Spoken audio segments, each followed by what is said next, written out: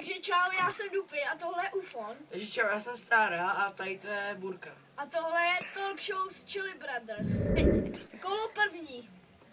Takže, kdy a kde ses narodil a jak ses narodil? V dětském koutku McDonaldu.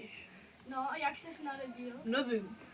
Přinesl ti čáp asi, anebo Ufon. No, tak to je dost možný. Maťánek. No, Burko? No, já jsem se narodil v Iráku a můj táta je Usáma bin Laden. Byl, ale bohužel ho pak Amerika zastřelila, takže já už tátu nemám. Kdybyste měli prostě žít na nějaký planetě, tak jakou byste si vybrali? Si můžete ji vymyslet. No, tak já bych zkusil ten Mars. Mars. A Burko, prosím tě, nezastřel ho, jo, zezadu. Prosím tě, Burko, no. Já bych Irák, mě se tam líbí. Ale mě o tom teď vykázali, protože já jsem tam trošku tak postřílel pár lidí, no ale... Takže jakou planetu byste si vybrali? No. Já Irák. Proč? Protože tam se prodávají na ulicích AKčka. Ale Irák není planeta, Burko. Piču drž. Tak jo. No takže teďka Ufon. No, abych jako žil na Marsu, protože tam dřív byl život, tak určitě tam bude mít známý. Třeba děda, veď.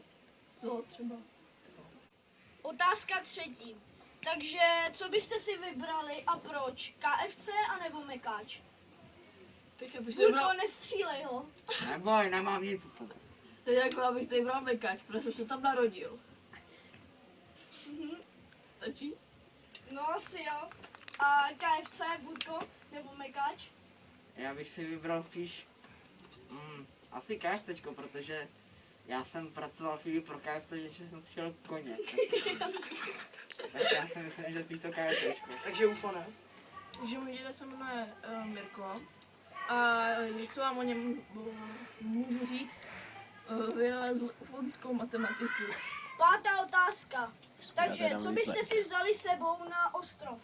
Kdybyste byli sami na ostrově. No, Burko třeba. Já bych si vzal... Teďka mám dilema. Jestli AKčka nebo bazooku, ale spíš tu bazooku. A ještě počkej, ještě můžu arabský chleba. A jaký AKčko? AKčko, to je zase... Ne, bazooku. No a Bereš ještě Ufo ne? No, abych se dal určitě laserovou raketu.